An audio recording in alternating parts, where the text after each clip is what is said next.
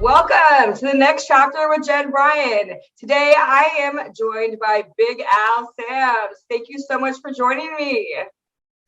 Hey, how you doing, Jen? Thank you so much for having me. This is awesome. I am fantastic. I am so excited to have you with us today.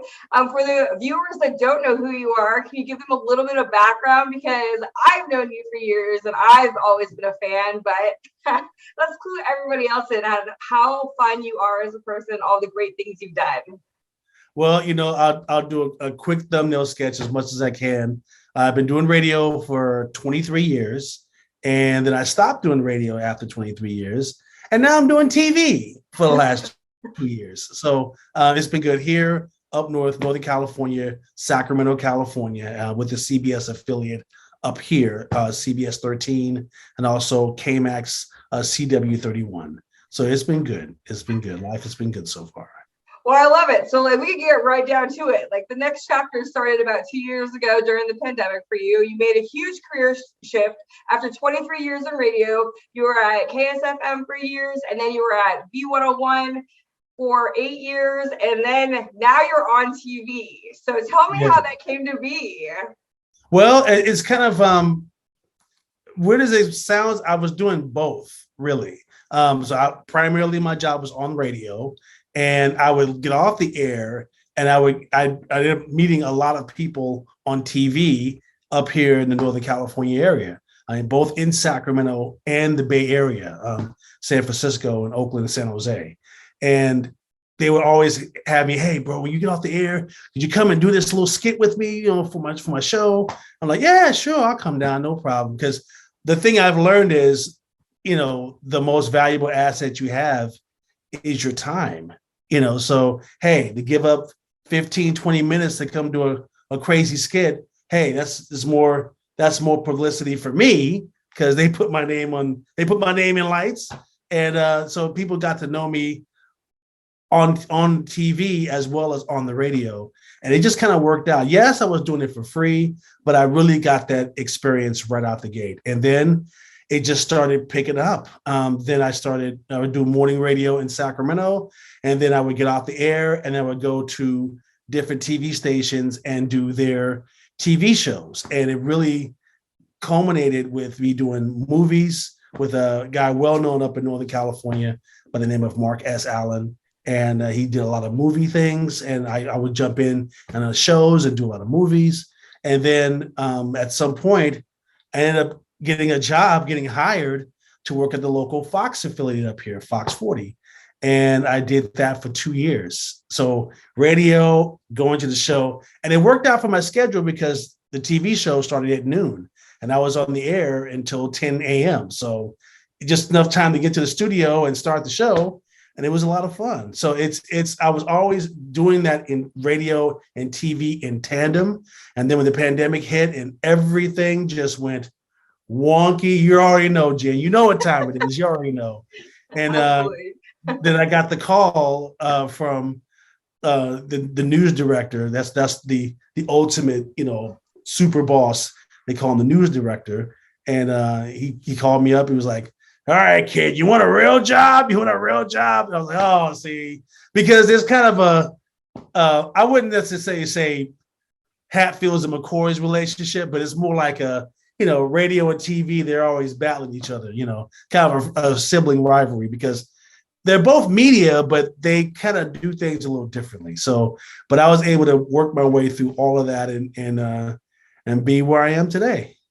That's amazing. So you have a very interesting story though. Like I love, you went to college down here in Southern California. You went to Cal State Long Beach. Yes. You were in radio for all those years. You emceed I don't know how many concerts and hosted and you've done so many amazing events. So to transition from radio to TV is very difficult for a lot of people. There's only one other person that I know that has done that, and it's our friend Marcus Allen, 8-time Emmy winner.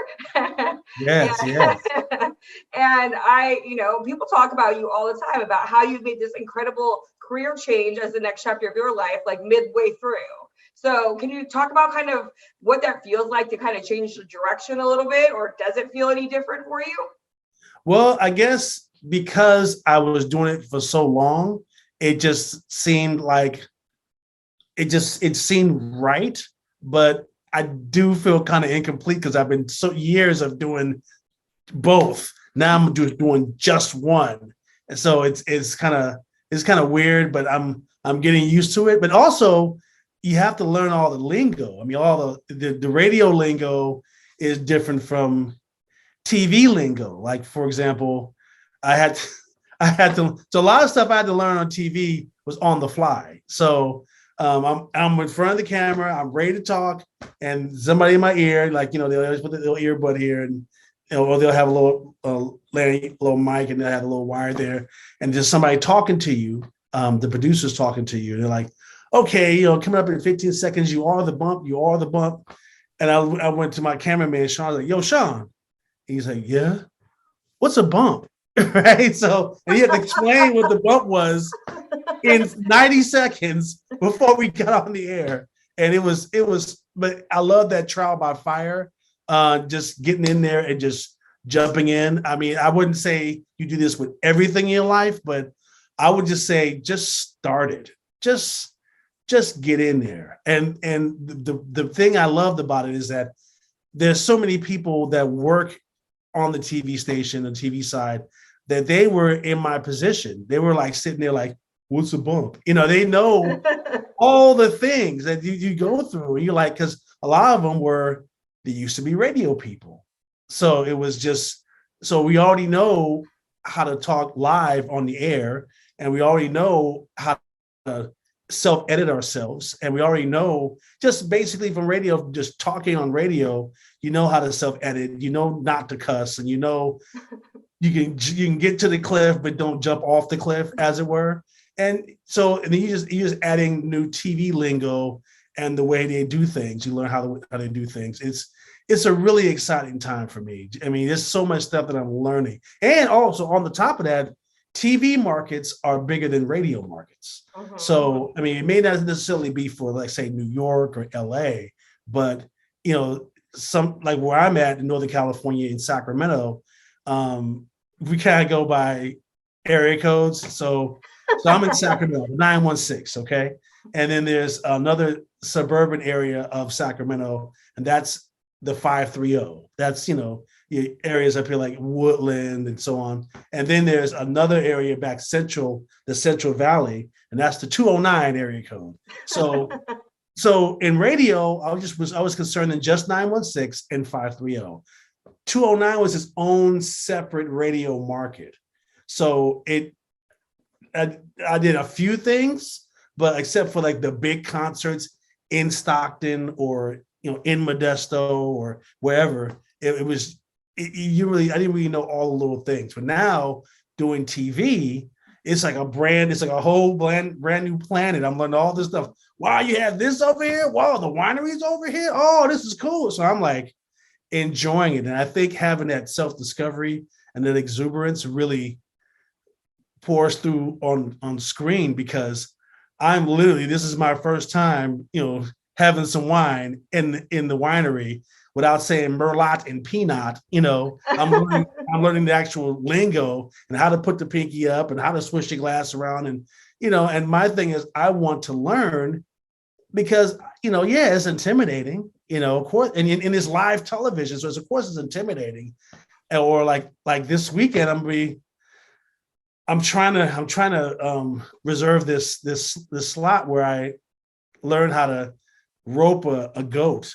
There's just a farm, and you have those cowboy lasso, and you're trying to do this to this goat. Of course, these are full grown. I mean, they'll probably pull me off the thing or like learn how to ride a horse while doing this. So I'm learning a new thing literally every day. And that's what makes it so exciting. And the type of show that we have is called Good Day. And it used to be called Good Day Sacramento, but we cover so much of the area. I mean, it's a big area. It comes from basically, for lack of an oversimplification, I would say Napa to Tahoe and to near Chico, all the way out to Tracy. And it's a huge area. And we go everywhere. There's a lot of reporters, and we we go out to these different areas and learn these different things.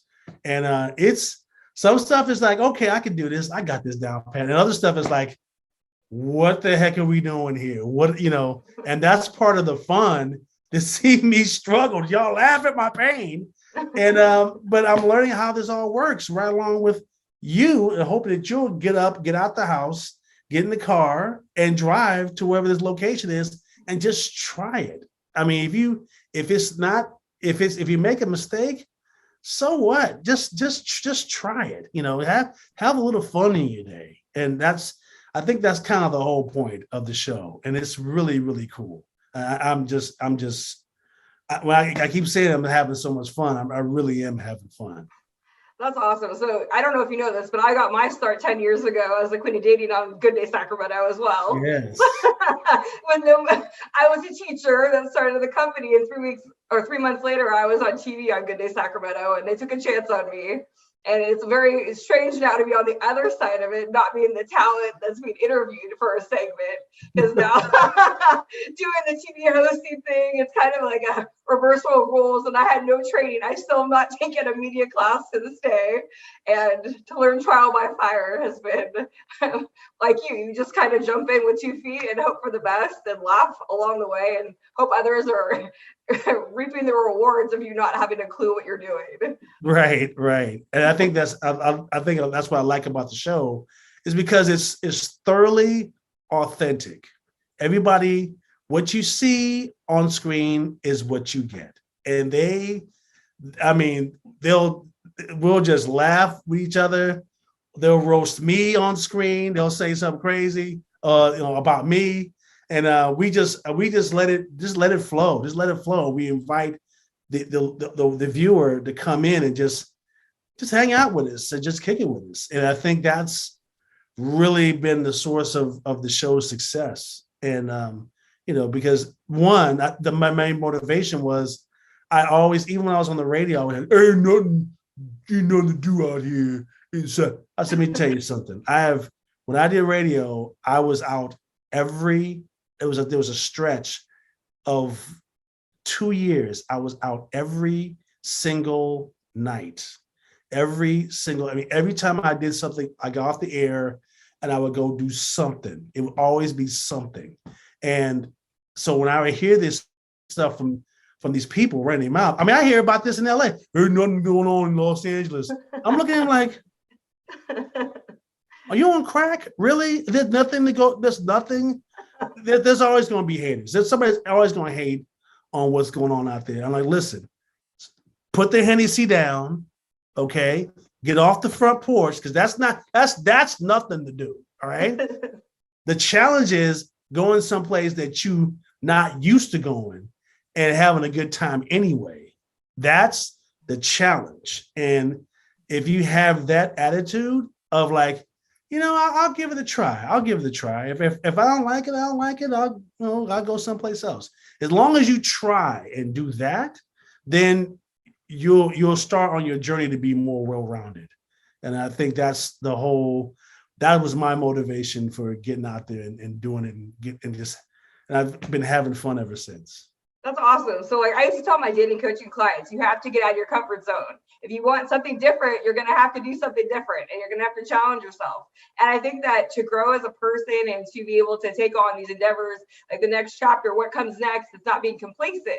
It's being comfortable with being uncomfortable and challenging yourself, because it's the most fulfilling when you learn to do something new or you call for something new that you didn't think was possible before.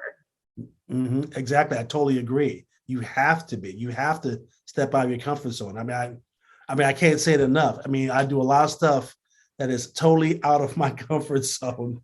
I don't have a lasso. I don't rope goats. I don't do any of that stuff. But these people are inviting us into their home, into their farm, into their business, and saying, "Look, this is what we do for a living. This is how we eat. This is we have a business doing whatever it is, and hey, we want to give you a sample of what it's all about." And if I go out there and wear a hat that cowboy hat that don't fit me or whatever, whatever.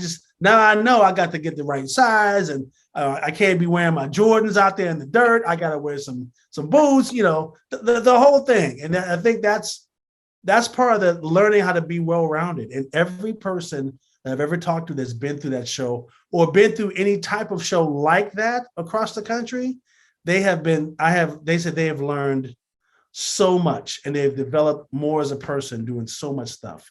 And now I see a lot of national shows are really stepping out there and doing it. And they have to maintain that newsy type, authentic, type of, I'm not quite sure what I'm trying to say. What kind of the right words? The persona? Right. They have a persona, but they have to show that they're telling the truth. They're reliable. They're telling the truth. They have integrity. At the same time, they're trying to have some fun, and then they try to juxtapose the two. But you can do it. You can be factual and have fun. And the local television shows are really showing that, and they're really acing it. Wherever there's a type of show like we have, they're really doing a great job with it. So I'm loving. I'm just in a really blessed position to be in Good Day because it is so much fun, and it's work, and it's exciting. I like it. So we were talking the other day that you got some new shoes. Though, is this the cowboy boots that you had to get for the shoot you're doing? Or is this just because there's a little bit of self-care thrown in with all no. It was a different pair of shoes, not the boots. They told me like, just get some Timberlands, you'll be good. They're like, oh, okay, cool. I can do that. And but just because I do want to wear them after I'm done with the shoot. I'm just one of those, I'm not cheap or nothing. I just like to utilize them more than just one time and throw them away. I like to have them. But yeah, it was just one of those. It's just one of those. They tell you that a few days before it's gonna happen, and then you're like looking around, like, okay, where can I buy?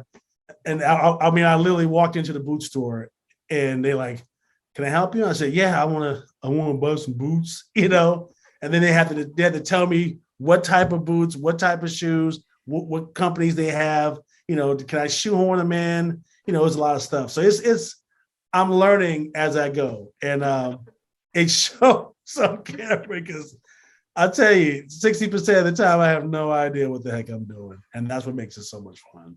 Well, that's the great part is like you learn improv basically. So you're up there being able to improvise. I remember when I first started out and they put me in the studio and I heard someone talking in my ear and I was like, what am I supposed to do? It's like hearing voices and having to respond. Like, what do they think I'm doing here? I'm a teacher that just started this company. Oh my gosh.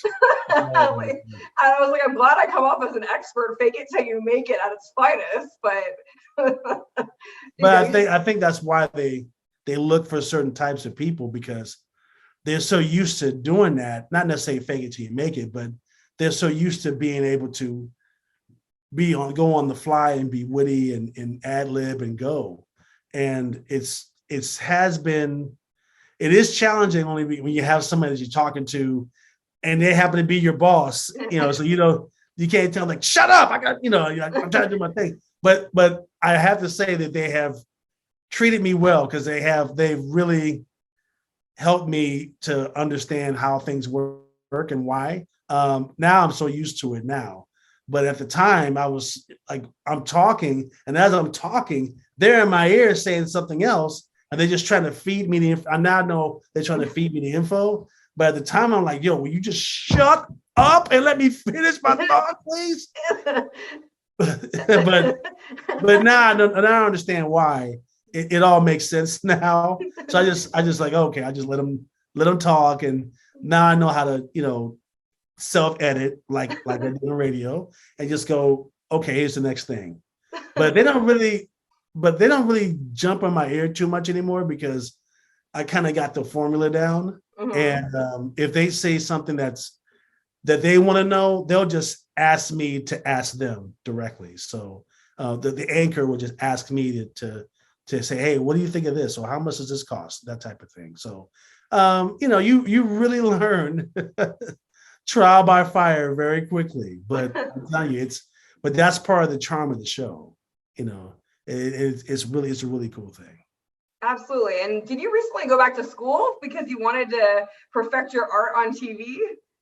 Well, I mean, I was trying to go back. So I went back to I'm with the communication studies over at Sac State, and just to learn how to how to learn the theory of why I'm doing what I'm doing, and I'm really learning that one is there's a lot of people who write books on stuff that they've never done, and they write the books because they get paid.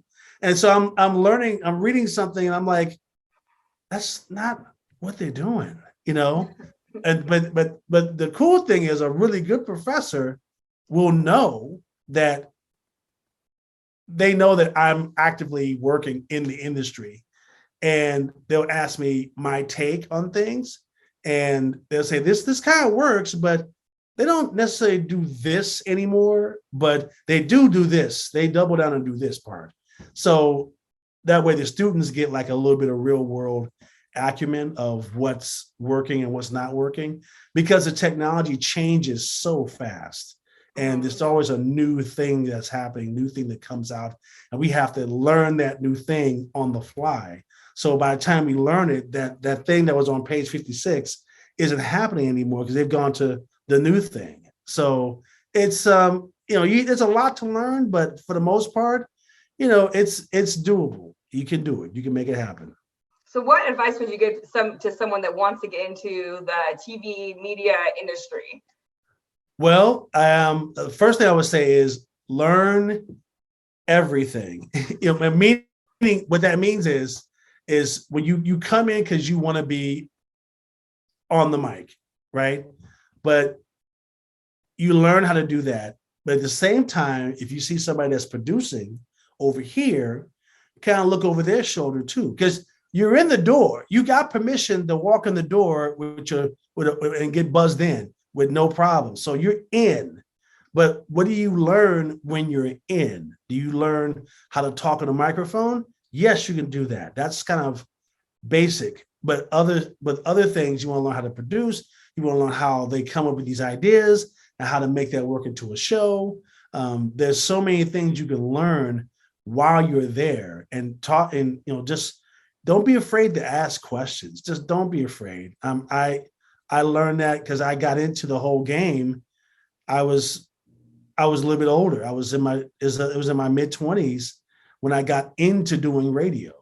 And and most people, when they get into radio, they're like 13, 14, 15, 16. And I'm walking in like 26, like, what? But I just went in and started asking questions. And yeah, they'll probably get on you because you asked a question, but you will learn that information and it will last in your head forever. So ask the questions. And they want to share. People want to share. They want to know, they want to see if they're looking at you to see if you're worth their knowledge to be imparted on. So they'll just wait and see what you're doing and how you're doing it. And if you come to ask for questions, then they're like, okay, boom, here's the flood of all the information. And you have to learn, like, okay, turn the faucet off. Because a lot of people when I worked at V101, there's other people that worked in the station, whether engineers, or there was a news station, one of our next door was one of our news stations. And these are people, they've been there they've worked in the field for like 20, 30, 40 years. They have seen it all, done it all, bought the t-shirt factory, and they've resell it on Amazon. They've seen all of it, and they're more than happy to share that knowledge. And if especially if somebody wants to take it and make a career for themselves out of it, they're more than happy to share. And if you're in that good of an environment, you're winning. You are so winning. So definitely ask questions, learn everything, and just find out the whole game. Find out the whole game and how it can apply it to your style and your attitude. I love it, Big Al. Well, thank you so much for joining us for the next chapter. I'm so excited for you and your next chapter. And tune in next week to find out what happens on the next chapter with Jen Bryant.